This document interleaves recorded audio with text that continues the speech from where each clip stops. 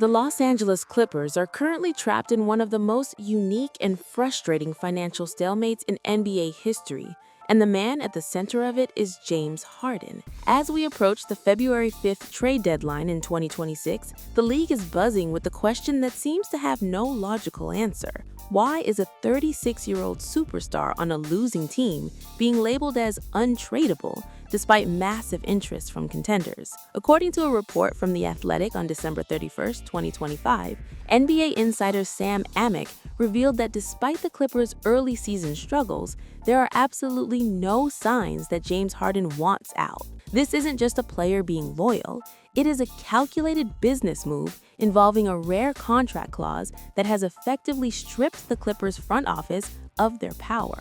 The situation in Los Angeles has reached a boiling point where the team's record and the players' intentions are at total odds, creating a gridlock that could paralyze the franchise for years to come. The common belief among fans on social media is that the Clippers are simply waiting for the right package to blow it up and rebuild. People see the 11-21 record from earlier this winter and assume a fire sale is inevitable. The narrative being repeated on Twitter is that any smart team would trade an aging star for draft picks. But the superior reality, backed by collective bargaining agreement receipts and internal league memos, shows that James Harden is the one holding all the cards. We're going to answer 3 critical questions today. How does Harden's implied no-trade clause actually work under the new CBA? Why did the Clippers agree to a partial guarantee on a $42 million player option that now looks like a massive mistake?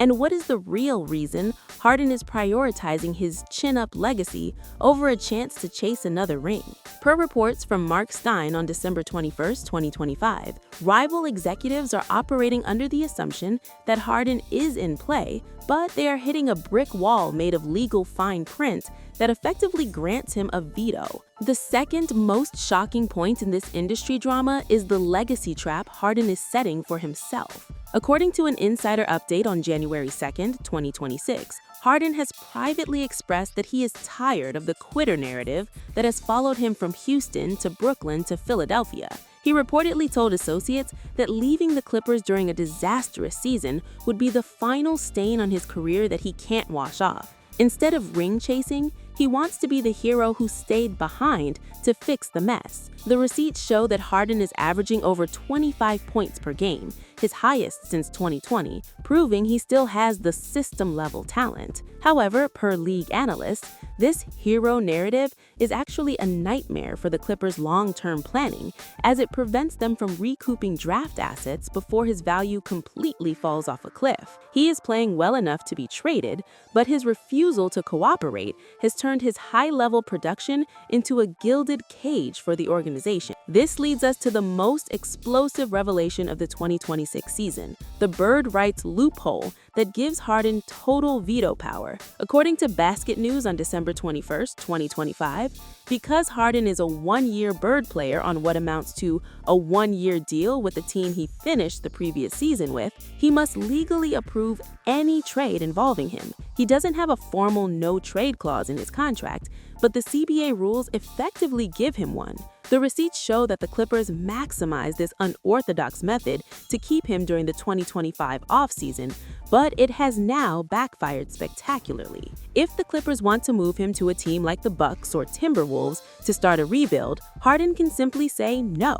This has created a veto game where the front office is forced to publicly support a player they might actually want to move just to keep the relationship from turning toxic. The power dynamic in Los Angeles has shifted entirely from the front office to the player's personal representation. Moving to our third point, we have to look at the bizarre $13.3 million dual option mistake.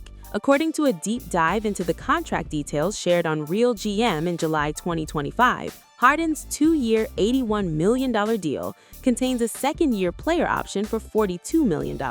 However, here is the catch. If Harden exercises that option, Only $13 million of it is guaranteed if the Clippers decide to waive him. This was designed to give the team protection against a decline in play, but per industry insiders on January 13, 2026, it actually made him harder to trade. Contenders don't want to trade for a $40 million cap hit if there's a chance the player opts in just to force a $13 million payout. The timeline shows that the Clippers were so desperate to align Harden's contract with Kawhi Leonard's that they created a financial monster that no other team wants to touch without massive concessions. The very protections the Clippers put in place to save themselves have now become the reason they are stuck.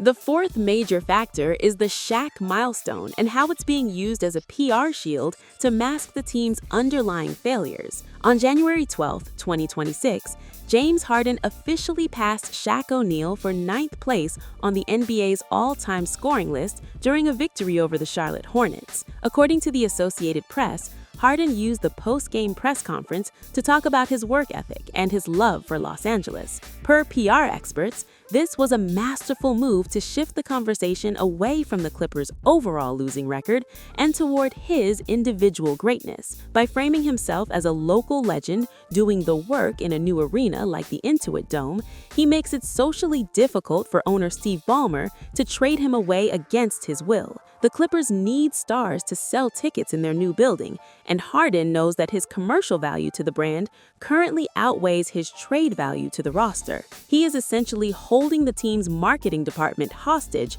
with his statistical milestones. Furthermore, we must consider the influence of owner Steve Ballmer's personal attachment to this specific roster. According to reporting from Basketball Network on December 10, 2025, analysts have described Ballmer as having a borderline insane addiction to the current core of Harden and Kawhi Leonard. This emotional investment from the very top of the organization has reportedly blinded the front office to alternative visions for the future. Per the leaked internal discussions, Lawrence Frank and the basketball operations staff have been told that a hard reset is off the table as long as the Intuit Dome needs to be filled. This means that even if a perfect trade package for Harden appeared tomorrow, Ballmer's desire to keep big names in the building would likely kill the deal. The receipts show that the Clippers have already traded away a portion of their long-term draft position to build this team, meaning they have no incentive to lose, even if they aren't winning enough to contend. Furthermore, we must address the relink to the Trae Young trade catastrophe that recently rocked the Eastern Conference. On January 14, 2026,